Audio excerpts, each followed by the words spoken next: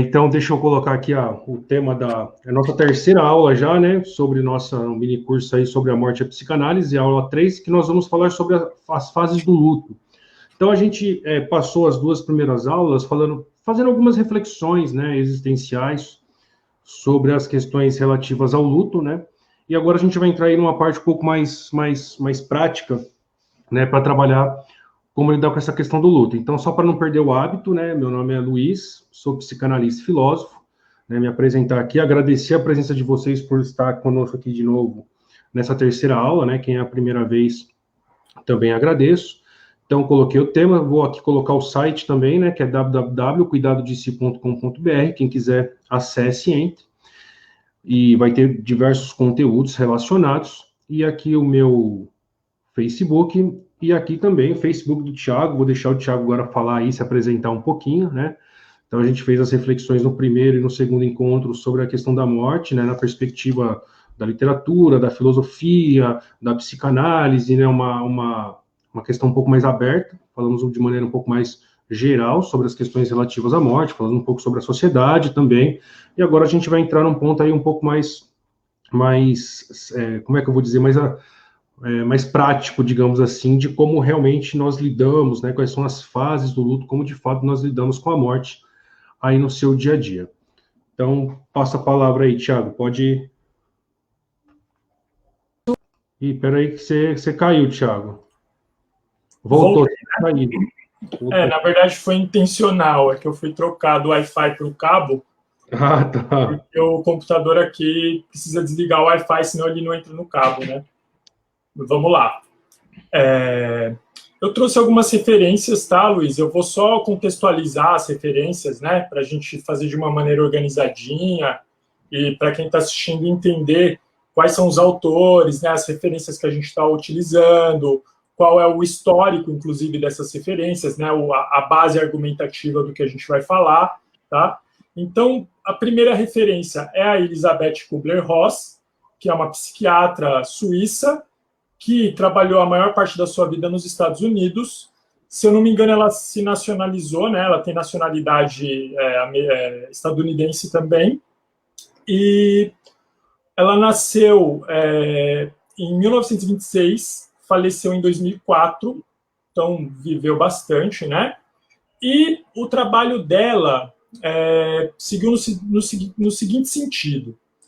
Ela percebeu, como psiquiatra, que a tratativa oferecida pelos hospitais aos pacientes em estado terminal, né, desenganados, com câncer, com mal de Hodgkin, né, pessoas que não tinham grandes probabilidades de resistirem à doença e voltarem para casa, ela percebia que os hospitais, a estrutura dos hospitais, os funcionários, os enfermeiros, os próprios médicos, né, não tinham vamos dizer assim, uma habilidade, né, ou um preparo técnico, né, tanto no sentido de lidar pessoalmente com a questão desses pacientes, como da própria estrutura do hospital, para tratar esses pacientes de uma maneira um pouco mais humanizada.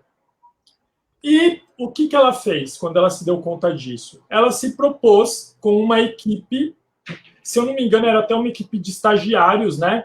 De médicos. Como que a gente chama? Agora me escapou a palavra. Mas, enfim, eram estagiários. Residentes, exatamente. Ela se juntou com alguns residentes e se propôs a visitar esses pacientes com alguma regularidade, de passar, né, nos quartos deles e bater um papo.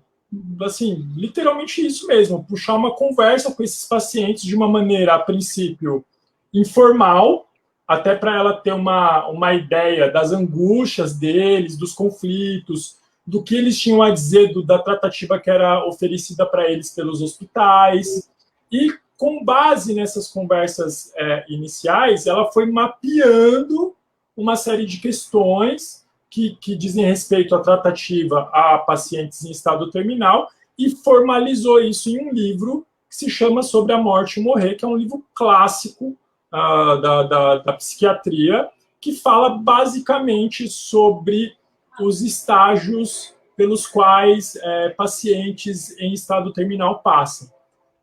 Os estágios são a negação, que é o primeiro estágio, que é quando a pessoa não aceita aquela situação em que ela se encontra.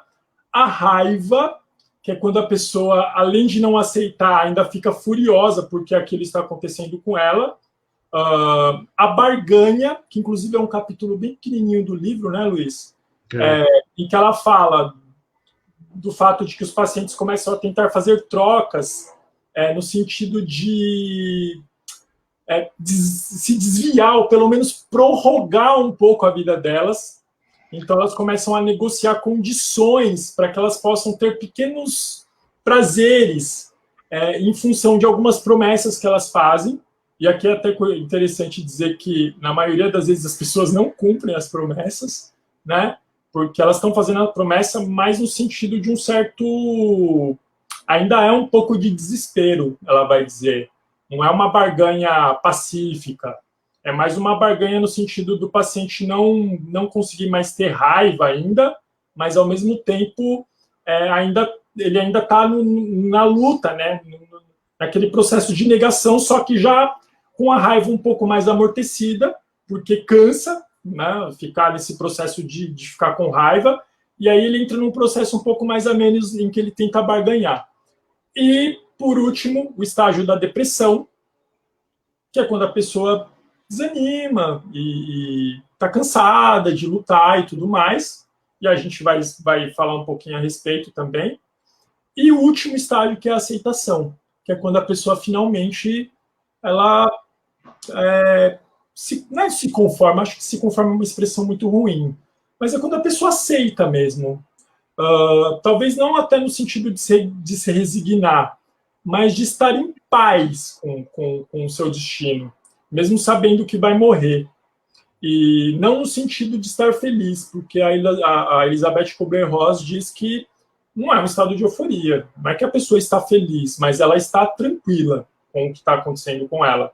Ela já elaborou as frustrações, as angústias, as questões dos vínculos que ela vai perder, o próprio processo, mesmo que é esse processo de quem está caminhando ali para a morte de uma maneira muito, muito forte, muito tangível.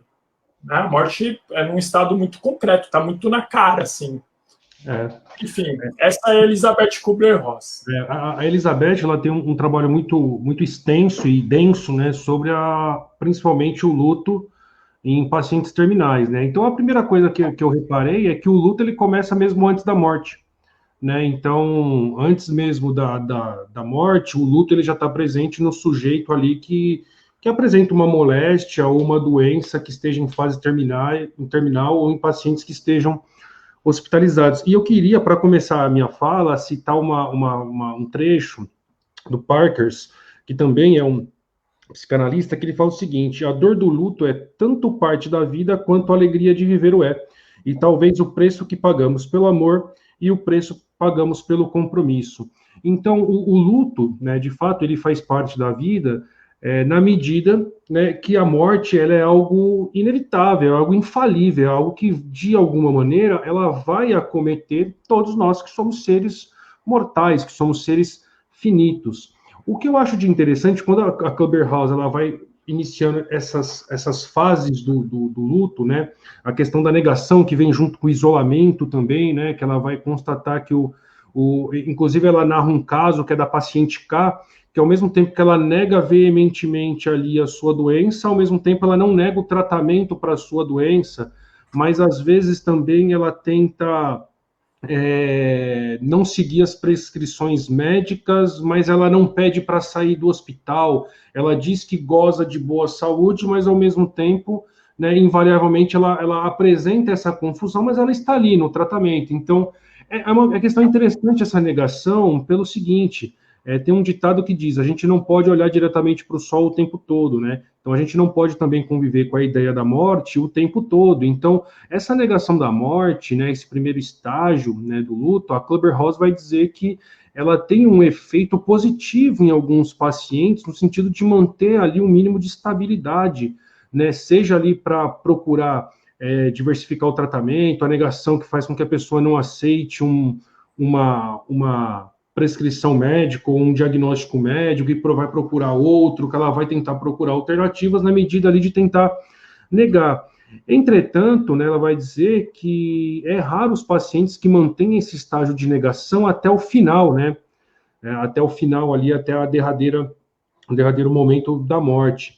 Mas todo esse processo, né, dessas fases do luto, e aí especificamente em pacientes terminais, né, que vai ali dessa negação, do isolamento das pessoas que estão ali tratando, né, que nem você falou, os hospitais, os enfermeiros profissionais não estão ali preparados, né, para de alguma maneira falar sobre isso, ou falar sobre a morte, ou entender esse processo inevitável de morte. Então, ao mesmo tempo, eles se afastam, né, emocionalmente, né, e tem uma tratativa técnica, uma tratativa fria, porque senão eles não conseguiriam fazer esse tipo de trabalho. Então, existe um isolamento, né, então, essa primeira fase que é de negação e é de isolamento. E é muito interessante que nesse paciente que ela relata, né, a paciente K, que ela fala, o marido diz uma coisa muito interessante. Nossa, é muito sofrimento ficar aqui no hospital, para a gente também em casa é muito sofrimento, seria melhor se ela morresse mais rápido e em casa, se ela estivesse em casa e morresse mais rápido, né? O que vê muitas vezes, o que evidencia, né, que as pessoas preferem que a pessoa morra logo do que realmente enfrentar esse processo de morte que muitas vezes não se dá da maneira como nós gostaríamos, porque nós não discutimos a morte, porque nós não refletimos sobre ela, nós não falamos sobre essa questão da morte.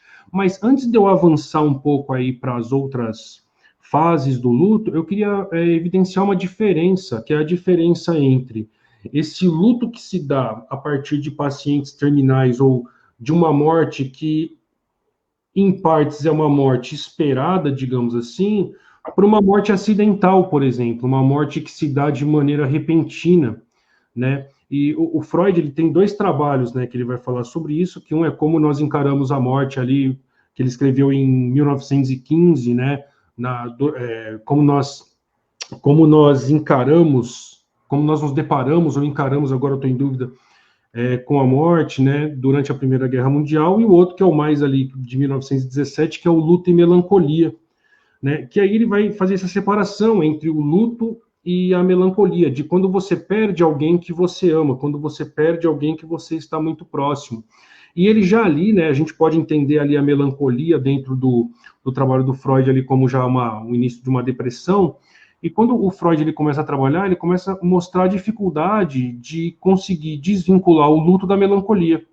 Então ele vai dizer, né, que na melancolia você acaba perdendo o interesse pelas coisas, melancolia e também né, na verdade o luto e a melancolia você vai perdendo ali o interesse pelas coisas da vida, a vontade de viver, né, você vai perdendo ali o desejo, né, a necessidade de amar ou a vontade de amar as coisas, tal. Mas uma coisa diferencia para ele o luto da melancolia, né, ou aí da depressão, que seria um sentimento de culpa, de autodepreciação, um sentimento de autopunição pela morte que se apresenta no outro, que aí é o que se apresenta, evidentemente, na melancolia. E por que isso acontece? Né? Ele vai dizer que quando nós perdemos alguém que nós amamos, existe uma perda secundária, uma perda subjacente, né? uma segunda perda que muitas vezes nós não percebemos, que é as emoções e toda a energia emocional que nós dirigíamos a essa pessoa que agora não está mais lá. Então, ao mesmo tempo que nós perdemos a pessoa que nós amamos, todos aqueles sentimentos que eram dirigidos para aquela pessoa, ela perde a sua estrutura lógica, e na medida que nós não conseguimos entender isso, nós entramos aí, então, né, nessa primeira fase do luto, né, da negação, porque o que eu quero demonstrar aqui, né? Existe o luto para aquele que é o paciente terminal, que individualmente, pessoalmente, se vê diante da morte, e pela primeira vez encara de maneira efetiva que ele não é imortal e que a morte é infalível e também está presente nele, mas também tem aquela presente nos familiares, nos entes queridos, né, que não só se relacionam, seja com o paciente terminal, ou seja com aquele que morreu, mesmo que seja repentinamente, né, aquela pessoa que morre sem avisar, sem que a gente esteja esperando com qual ela morre.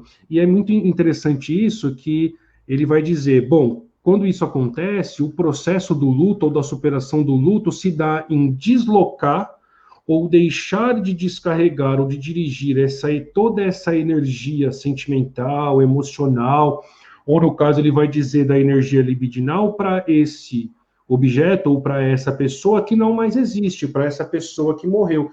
Entretanto, não é uma tarefa fácil, né? Então, digamos, você vive com uma pessoa, você ama uma pessoa, você dirige afetos e emoções em direção a essa pessoa. Quando essa pessoa não tem mais lá, você, de alguma maneira, devia deslocar, né, esses sentimentos e essas emoções, né, para outras estruturas, né, para outros. Ele vai dizer objeto, mas não objeto no sentido negativo, não que o ser humano tenha se tornado um objeto, né? Que é uma linguagem da psicanálise, né, que vai encarar o outro como aquele no qual eu dirijo o meu desejo. Então, deveria se redirecionar. Então, o processo de superação da perda, ou o processo de superação, né, o processo do luto, se dá, então, na tentativa de que o sujeito reconheça essa perda secundária, que é uma perda que se dá dentro do próprio ego, que se dá dentro do próprio eu, né, do eu, que dirigia uma energia libidinal, que dirigia o desejo, que dirigia emoções e sentimentos a uma pessoa que não está mais lá. Então, essa estrutura relacional no qual eu me relacionava com essa pessoa, ela se dissolve. E a negação se dá por não perceber essa perda secundária, que é essa estrutura relacional de emoção e sentimento, que era dirigida para essa pessoa, e aí eu passo a negar, então, o próprio fato, que seria a própria morte, né? Então, eu nego essa morte, eu nego que isso tenha acontecido, não consigo acreditar no que está acontecendo, porque os meus sentimentos ainda são dirigidos a ele, ainda é dirigido a esse ente querido, ainda é dirigido, de alguma maneira, nesse sentido. Então, para que eu consiga manter as minhas estruturas psíquicas, de alguma maneira, estáveis, né? Então, eu crio essa negação. Então, a gente já pode entender essa fase de negação como um mecanismo de defesa psicológico, né? Um mecanismo de defesa psíquico, né? Eu não posso encarar a morte por conta dos sentimentos que isso provocam em mim, né? E como isso desestabiliza as minhas estruturas psíquicas e as minhas estruturas psicológicas. Então, a negação, ela se aparece como um mecanismo de defesa. Entretanto, avançar para essas outras fases e atravessar o luto é importante para que não caia na depressão ou na melancolia pura e simples, né? No sentido de, então, eu tenho que me autopunir, né? Eu vou carregar um sentimento de culpa, que eu poderia ter feito algo e não fiz, né? Carregar um sentimento de impotência, que eu acho que é o principal sentimento que nós carregamos diante da morte, né? Nós não podemos fazer nada diante da morte, né? E isso é o que faz com que seja difícil para que a gente encare a morte, para que a gente aceite a morte como algo inevitável, né? E é muito engraçado, Thiago, engraçado, né? Olha o vício de linguagem, não tem nada de engraçado nisso, né? Não é a palavra, é o sentido do contexto, né? Do contexto, né? Quando ela está narrando sobre aquela paciente K, antes de morrer, ela pede para falar com a terapeuta, porque o marido abandonou, não ia mais ver ela, né? E ela pede para ver a terapeuta ocupacional, para que ela pudesse confeccionar alguns objetos de couro, né? E aí a Elizabeth, ela faz uma análise que aquilo é a única forma que ela encontra ali mesmo no final de tentar negar a morte no sentido de, através do objeto, para que ela seja lembrada pela família, vencer a morte e adentrar naquela fantasia inconsciente, né, que o ser humano tem de imortalidade, né? Então, peraí, não, eu estou morrendo, mas eu não posso morrer, a morte não pode estar em mim. Então, eu tenho que fazer algo que faça com que eu vença essa mortalidade, que eu vença a morte, né, e eu continue mesmo depois que meu corpo se desfaça, né, que seria através desse objeto, né? Então, quando a gente fala dessa primeira fase dessa negação, se dá pelo fato da gente não poder encarar de fato a morte como algo infalível e presente em nós, e como um mecanismo de defesa psíquica, né? Entretanto, é importante ultrapassar essa fase para que a gente desperte em nós os outros mecanismos de defesa, como, por exemplo, a raiva, né? A raiva, ela entraria ali como esse mecanismo de defesa. Por que eu, né? O que eu fiz de errado, né? Por que o outro lá, que é um Zé Ninguém, isso e aquilo, e com ele a morte não chega, né? Luiz, a Elizabeth Kubler-Ross, ela fala uma coisa muito legal, assim, eu achei muito, muito interessante, que ela fala que quando o médico ou as enfermeiras, que na prática é quem passa a maior parte do tempo com os doentes, né, de fato, quando essas pessoas não têm a questão da morte bem resolvidas com elas próprias, elas também não conseguem lidar com o fato de que os doentes estão prestes a morrer, porque faz todo sentido. Quer dizer, se eu próprio não consigo lidar com a ideia, né, da morte, como que eu vou lidar com alguém que está à beira da morte? E eu acho muito legal ela colocar isso, assim, porque ela aborda no sentido de que teria que haver um preparo psicológico, essa estrutura que você está falando, do enfermeiro e do médico, né? Já deveria haver um preparo prévio para que eles conseguissem lidar com essa situação de uma maneira mais eficiente, vamos dizer assim, do ponto de vista emocional. Não só para eles próprios, como para os doentes. Porque ela vai dizer que quando a abordagem, que tem as variações, ela diz que em alguns casos as enfermeiras evitam os doentes, os médicos também, tentam tergiversar quando é para tratar da questão da doença de uma maneira um pouco mais concreta, mais explícita, e isso, ao contrário do que se imagina, muitas vezes, é pior, porque o doente, embora ele esteja doente no estágio terminal, ela vai dizer que o doente ele percebe que as pessoas estão dissimulando, que elas estão fingindo, que elas cochicham longe dela, que elas estão evitando conversar diretamente. E assim, a sensação com a qual o doente fica é: pô, eu tô doente, mas ainda sou uma pessoa, eu tô lúcido. Eu tô vivo, né? O que está acontecendo? As pessoas estão me tratando como se eu fosse trouxa, vamos dizer assim, né? Sem querer ser grosseiro. Então, cara, eu achei muito legal isso, porque assim, ela vai dizer que, primeiro, né, segundo a abordagem dela, o que ela observou nas inúmeras entrevistas que ela fez, ela chegou à conclusão de que jamais se deve esconder a situação do paciente.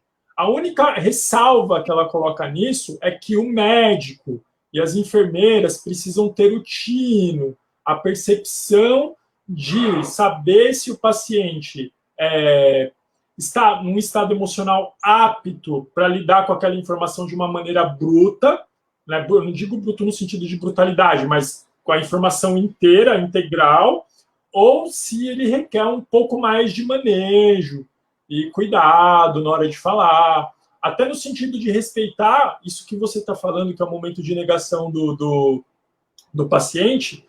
Então, assim, se você percebe que o paciente está num momento de negação muito intenso, o que você faz? Você não mente, mas você também não aborda de maneira direta. Então, você acompanha o próprio processo das etapas do próprio paciente para ir abordando aquilo com ele de acordo com o processo emocional dele, e não de acordo com o seu processo emocional.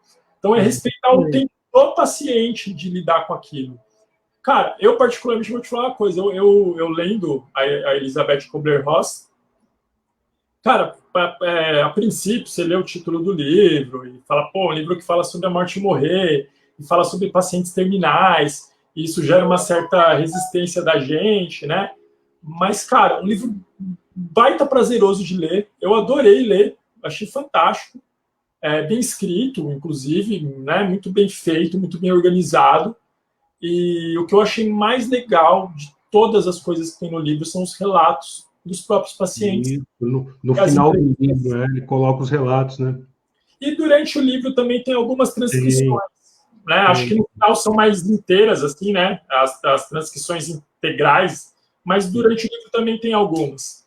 E, cara, essas histórias eu achei fantástico, porque o que ela diz, não é que ela pega, só para eu finalizar aqui, não é que ela pega essa sequência emocional e diz que isso tem que ser a via de regra para todos os pacientes. Não, pelo contrário, ela está dizendo, ó, isso aqui é um guia da sequência emocional padrão com a qual os pacientes lidam, mas o que os médicos e as enfermeiras e o capelão, né, tem a figura do capelão, inclusive, no livro, precisam entender é que cada caso é um caso. Então, primeiro você precisa ouvir o paciente, ir lá, ficar com ele, ouvi-lo, conversar com ele, para daí você ter uma abordagem adequada, e não seguir aquele procedimento que é o que a gente até falou na live passada, né? Que existe um protocolo, e aí o hospital segue aquele protocolo e, assim, não dá a mínima para o que o paciente está pensando, o que, que ele quer, como que ele está se sentindo. Então, ela personaliza a tratativa do médico e do enfermeiro com o paciente. É basicamente isso, né? Exatamente. E não é que eu ia colocar que quando a gente falou na live, na primeira live sobre a morte do Ivan Illich, a gente vê esses sentimentos nele. Então a primeira coisa é ele negar, aí ele procurar vários médicos diferentes, né? E depois, como ele fica furioso e raivoso com esse fingimento extremo de todo mundo saber que ele está definhando e tratar como se nada tivesse acontecendo, né? O quanto isso o deixava revoltado e raivoso, que é essa segunda fase do luto, né? Do paciente gritar: eu ainda estou vivo, eu estou morrendo, estou moribundo, estou ali, mas ainda estou aqui. Eu estou aqui, ó, ainda estou vivo, né? E muito dessa raiva também nos familiares se dá nesse sentido. Se dá no sentido de que o ente querido que partiu e que morreu, ele ainda tem um significado, né?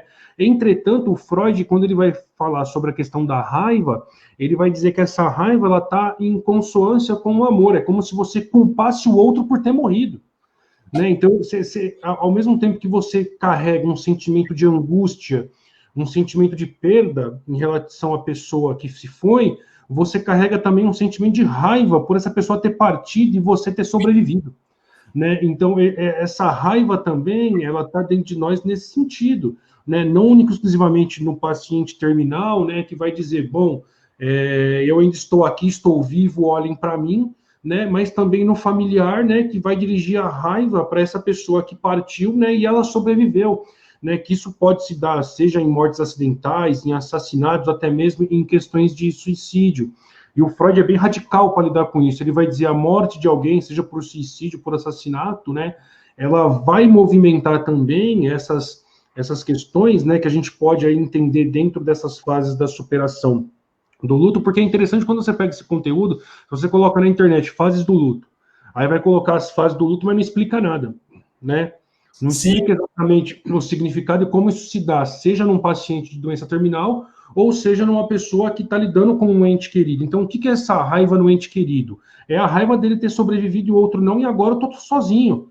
Né, eu estou sozinho para realizar as coisas, para fazer. Né? Então, por exemplo, se é uma família, né, todos os aspectos, né, familiares, emocionais, o grau de relação, o grau de ligação que se dá em relação àquilo, influencia no luto, né, seja na negação da morte num primeiro momento, ou seja, né, por exemplo, nessa raiva dirigida. Um filme que fala muito sobre essa questão, que é um filme fantástico, apesar de ser denso, é A Ilha do Medo, né? Dele negar, ele nega que tem filhos, ele cria uma realidade, ele se torna um paciente psicótico na medida que ele nega a morte, porque ele não consegue aceitar que a mulher matou os próprios filhos, ele não consegue aceitar aquilo de tanto que ele amava ela e ao mesmo tempo ele sente raiva por aquilo ter acontecido, mas ele não consegue ali, de alguma maneira, se conscientizar da situação. E esse é um ponto que eu achei bem interessante do Luto e Melancolia do Freud, porque, como a gente sempre fala de trazer os conteúdos inconscientes, né,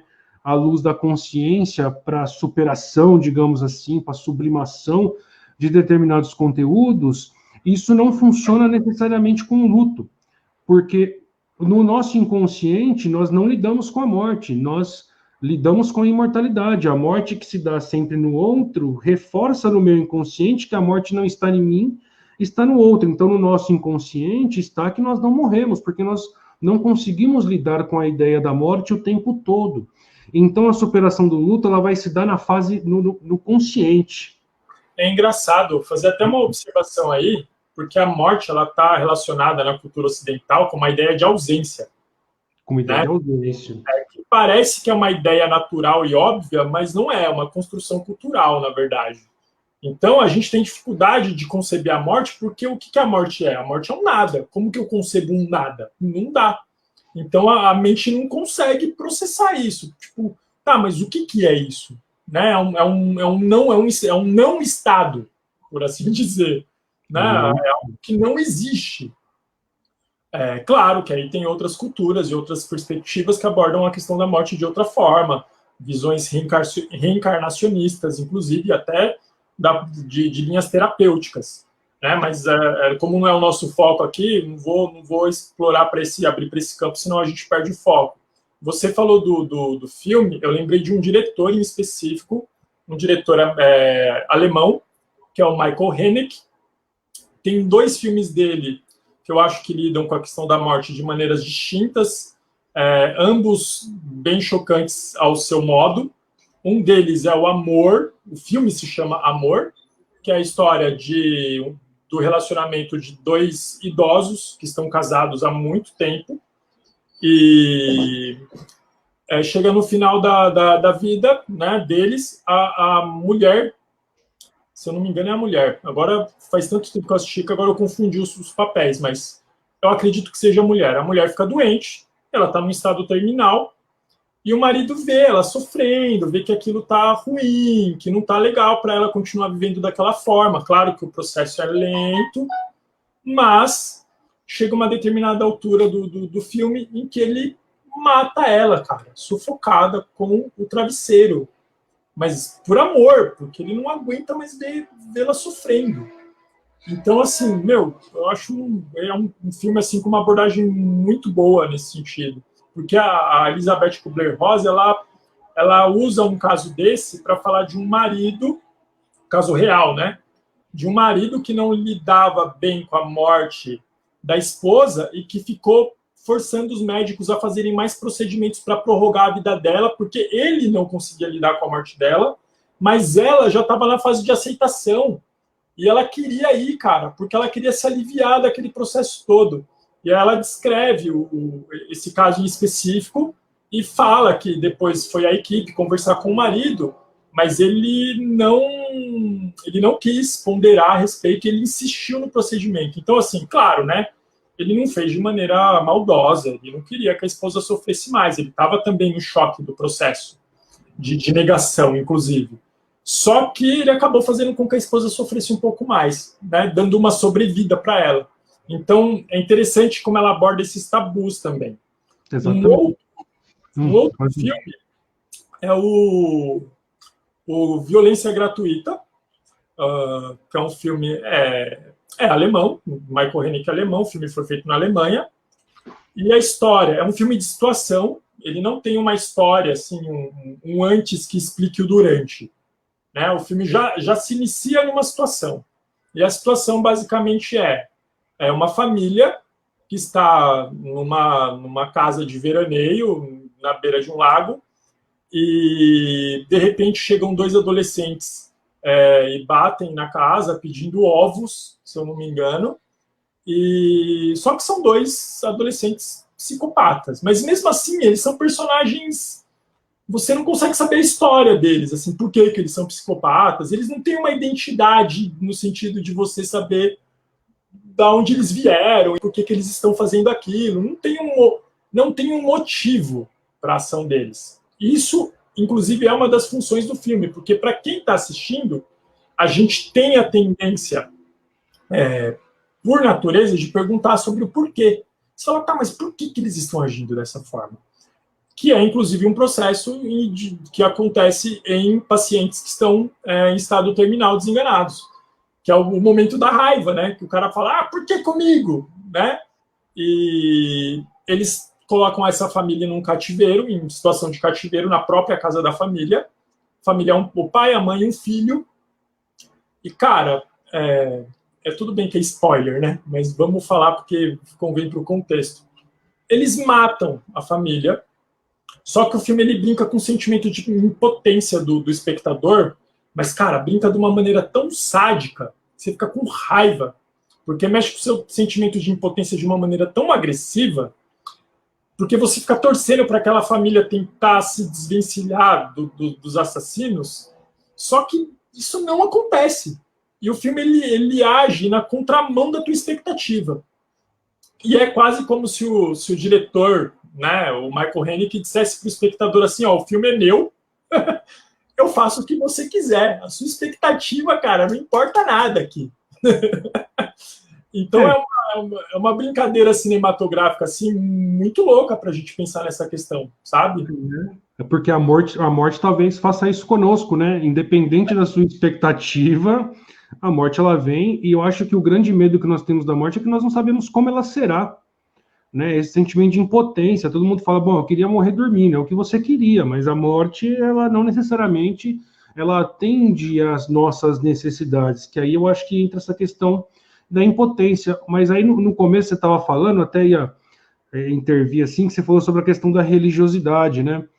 Apesar de não ser assim o foco da nossa live, mas ela entra na terceira fase do luto. Ela vai entrar, que seria a barganha, né? De você, às vezes, até tentar barganhar com Deus, né? Seja a pessoa que está ali na fase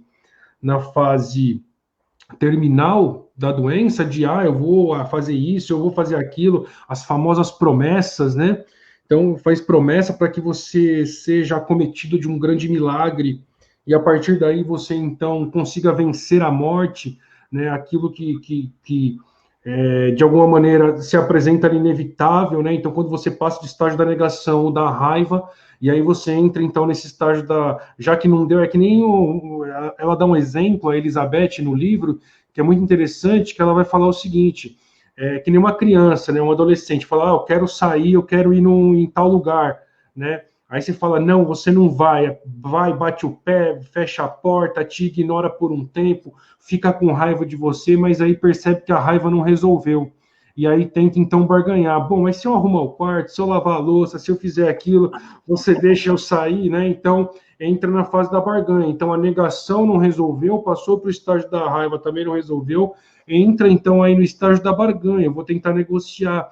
Entretanto, o interessante é que essa negociação ela não se dá num nível racional. Isso que é interessante, ela pauta isso lá, que não é assim, bom, agora eu vou barganhar. Então, assim, ó, se eu fizer o tratamento certinho, aceitar que eu tô doente, fazer tudo, que não sei o que, isso e aquilo, eu vou melhorar.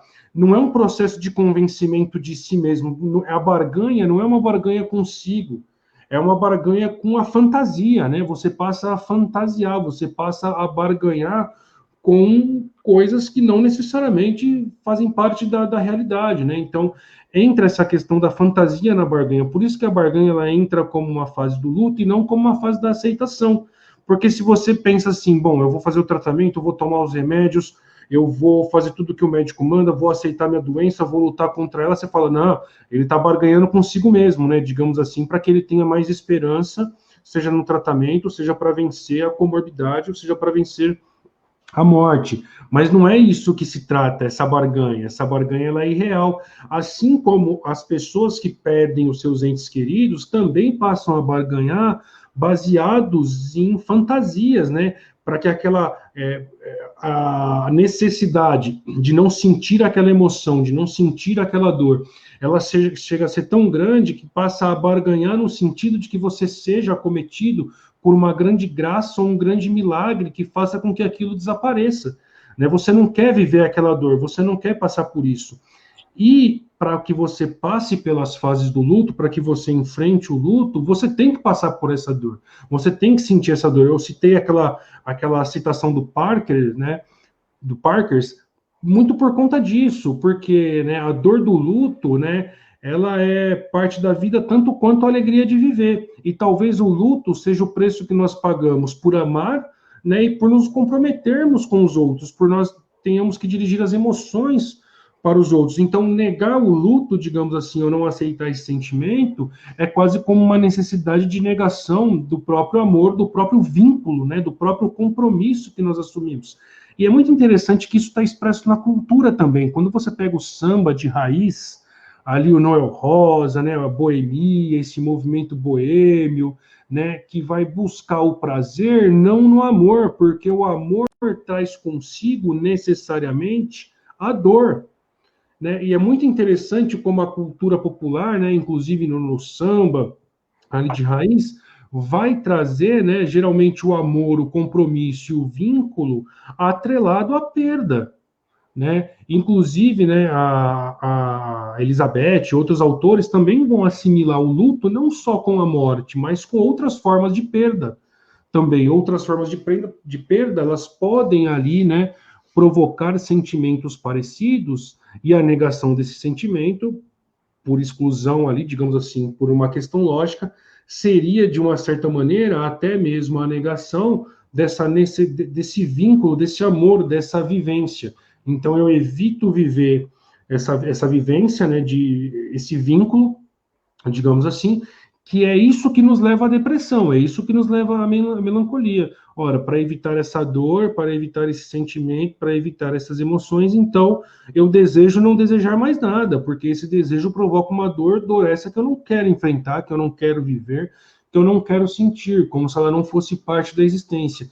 E isso nos fecha um leque de possibilidades para a vida, né, pensando na vida aí como uma gama de possibilidades, de saídas e de vivências, né, que é extremamente significativo para a vida do sujeito, né? Então eu vou me fechar para determinadas possibilidades, para estabelecer determinados vínculos com medo da dor.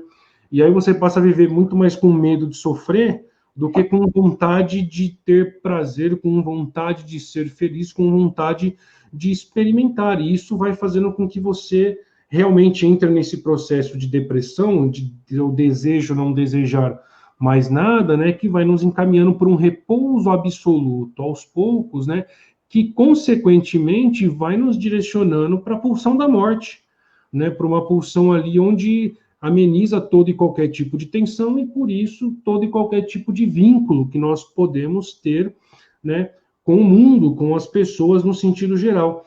E a religião, digamos assim, a crença ou a fé, inclusive ela cita isso nos estudos dela, que algumas pessoas que têm uma criação, uma educação religiosa, muitas vezes se apegam a isso para enfrentar esse momento de crise, né? Se apegam à fé, se apegam à religião, né? Principalmente nessa fase da barganha, né, de tentar negociar com Deus. Eu vou negociar com quem melhor para negociar que não seja Deus em relação à vida ou à morte, né? Ela fala também que quem tem mais apegado à religião acaba lidando melhor com o processo, né, dentro de uma média. Ela não está dizendo que isso é a regra, mas dentro do que ela observou, no geral, dentro da média, as pessoas que têm algum tipo de religião ou religiosidade acabam lidando melhor com o processo de estar no estado terminal, né? Exatamente. Eu achei bem curioso essa informação mesmo. É porque parece que elas têm uma noção de sentido da vida que transcende, né? Que vai além daquele momento da dor ali. Elas conseguem enxergar que aquilo é só um trânsito, vamos dizer assim. É que eu acho que ele, com a religião, não quebra aquela fantasia da imortalidade, né? A imortalidade, ela permanece. Então, não existe um conflito entre, ora, a morte não está em mim, eu sou imortal, e agora a morte se aparece como inevitável. Então, não tem esse choque. Então, essa tensão, de alguma maneira, ela é abrandada, né? Ela é reduzida. Por quê? Porque, bom, isso aqui não é o fim, né? A morte, ela é inevitável, mas isso não destrói o meu senso de imortalidade, né? Digamos assim. E se você para pensar, você pega a pandemia que nós vivemos agora, para você ver como com essa questão da imortalidade, né? Ela é reforçada com a morte do outro, né?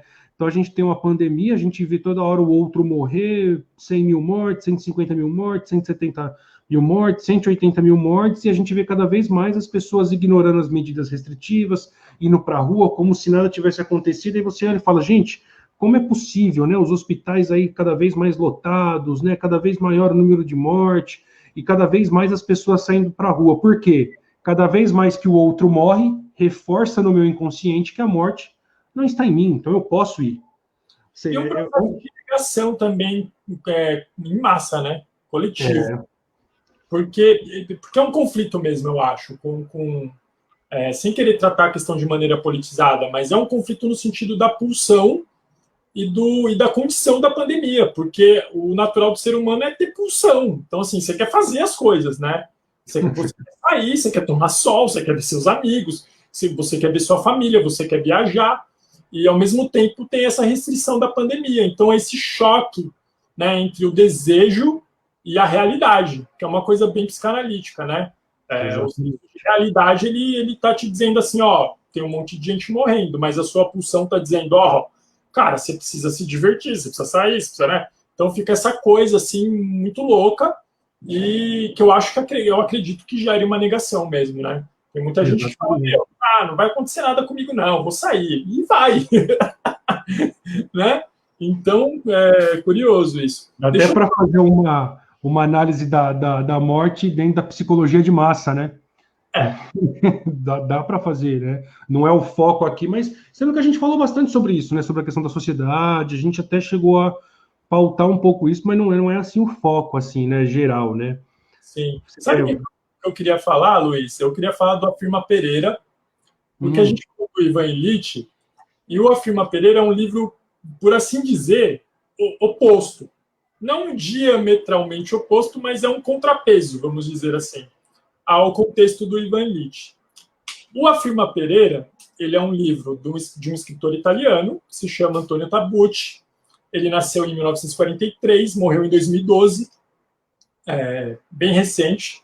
Eu, particularmente, é um escritor que eu gosto muito, cara, e eu não sabia que ele tinha falecido. E aí eu fui pesquisar e falei, putz, ele morreu, sabe? Fiquei até meio triste, cara. E ele era um tradutor do Fernando Pessoa, do Carlos Drummond de Andrade, né? Se eu não me engano, era o principal tradutor desses dois autores em Portugal, porque ele era italiano, mas ele viveu a maior parte da vida dele em Portugal. E esse livro em específico é um personagem, que é o Dr. Pereira, que é um jornalista que vive em Lisboa, que cuida da seção de cultura do jornal, de um jornal vespertino, uma espécie de jornal da tarde, vamos dizer assim, sabe? Um subfolha de São Paulo, vamos, né? Para a gente caracterizar. E ele é um personagem, a princípio, no livro, meio cinza, porque ele tá num processo de ostracismo com ele mesmo. Então ele vive a vida de uma maneira, tipo, na mesmice. Ele come sempre no mesmo restaurante, pede sempre o mesmo prato, toma sempre o mesmo suco a mesma limonada, a mesma omelete com ervas aromáticas, que é o que ele gosta no livro. É um livro cômico, é um personagem fixado na questão da morte. Então a esposa dele morreu, e aí ele chega em casa, cara, ele conversa com o retrato dela, porque ele ainda não conseguiu lidar com o luto do fato da mulher dele ter morrido, não elaborou, ele ainda age como se ele tivesse algum tipo de comunicação com ela. Então ele pega o retrato lá e fica batendo um papo com ela depois que chega do trabalho, aí vai tomar o banho, vai jantar e daí por diante. E ele é um personagem meio omisso no sentido social, porque está em plena ditadura, e o jornal para o qual ele trabalha é um jornal chapa branca, que evita a todo custo colocar notícias que se remetam à ditadura. Ele próprio é meio alheio, então às vezes as pessoas do bairro tentam dar um sacode nele para ele se ligar no lance, no que está acontecendo, tem gente morrendo, a polícia está matando os alentejanos e tal, e ele sempre meio que se esquiva, tipo, as pessoas até meio que tiram sarro dele, assim, o padre, por exemplo, próximo do lugar onde ele trabalha, fala, seu Pereira, que mundo que você está? Que você não está vendo o que está acontecendo na sua cara, né, no seu país e tal. Só que aí um belo dia, vou tentar resumir para não me alongar muito, um belo dia ele conhece um jovem, que se chama Monteiro Rossi, que é um rapaz com 20 e poucos anos, muito ligado ao movimento anarquista. Só que isso nunca é dito de maneira explícita no livro. Isso sempre fica na sublinha, assim, no subtexto. E aí ele se envolve com esse rapaz, a princípio, e acontece uma certa identificação, porque ele começa a se lembrar de quem ele era quando ele era jovem. E aquilo reaviva o senhor Pereira, o doutor Pereira lá da juventude.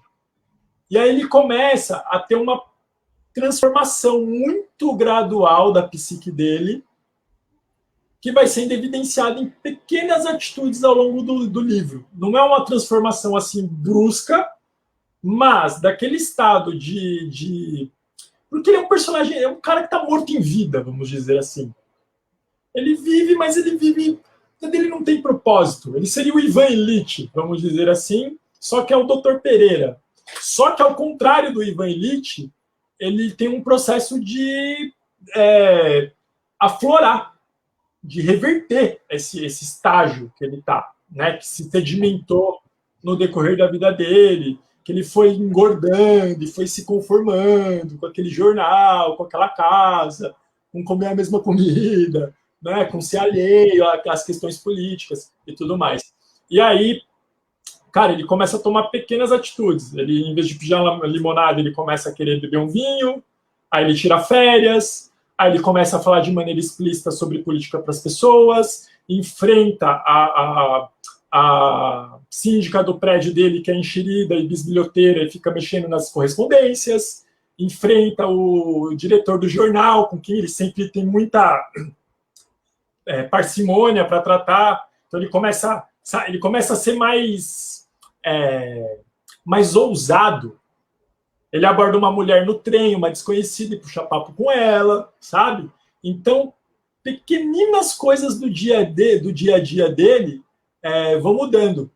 E é engraçado porque ele é um cardíaco, ele é um homem cardíaco com problema de obesidade. Então, assim, a ideia da morte é uma coisa muito constante, porque até então ele está sempre se privando, está sempre com medo de fazer as coisas, porque ele acha que ele pode morrer a qualquer momento. Inclusive, a principal questão dele é que ele não acredita na ressurreição da carne, e ele fala isso várias vezes durante o livro, né? Que é engraçado, né? Que você fala, ressurreição da carne. E ele fala isso para as pessoas, né? Fala, eu não acredito na ressurreição da carne. Essa carne que eu tenho aqui, obesa, esse coração que não funciona direito, né? Eu sou cardíaco e etc. e tal.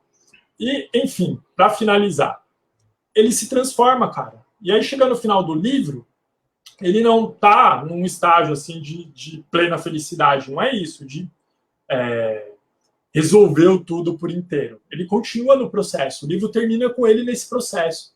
Mas é legal você ver como que um personagem fixado na questão da morte vai se transformando no contato com um outro personagem, que é o personagem jovem, que é exatamente um símbolo de vitalidade, na verdade, né? Exatamente.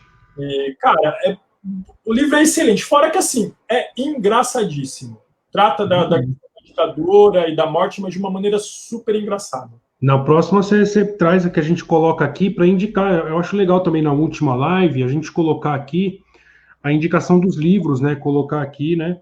E vou colocar aqui embaixo também para que as pessoas possam ver, possam consultar. E assim, só para a gente já estar aí finalizando, eu queria colocar essa frase aqui, a Lia, que ela colocou: a única certeza que temos na vida é a morte, procuramos deixar para pensar nela amanhã. E é muito interessante esse comentário, porque a Elizabeth, no livro dela, quando ela está tratando do caso da senhora K, né, que é uma menina de 28 anos, que tem 2 filhos, né, uma coisa que ela sempre relata, inclusive até no dia da morte, é que antes dela ir embora, ela sempre dizia, volte aqui amanhã, para a gente conversar amanhã, né, então assim, é que a gente sempre adia o pensamento da morte, a gente sempre coloca para o dia seguinte, né, mesmo que muitas vezes a gente não tenha forças para isso, né? E há tempo, né? Que ela acho que foi um dos primeiros, que ela foi um dos primeiros pacientes. Um dos primeiros, da fase da negação, que é a fase da negação, uma das formas de negar. Conversar porque o paciente morreu no dia seguinte, né? Eles adiaram a conversa. Exatamente. Essa negação, ela vai falar, um dos aspectos da negação é esse adiar falar sobre a morte, que essa foi uma das pacientes que ela deu bastante ênfase, né?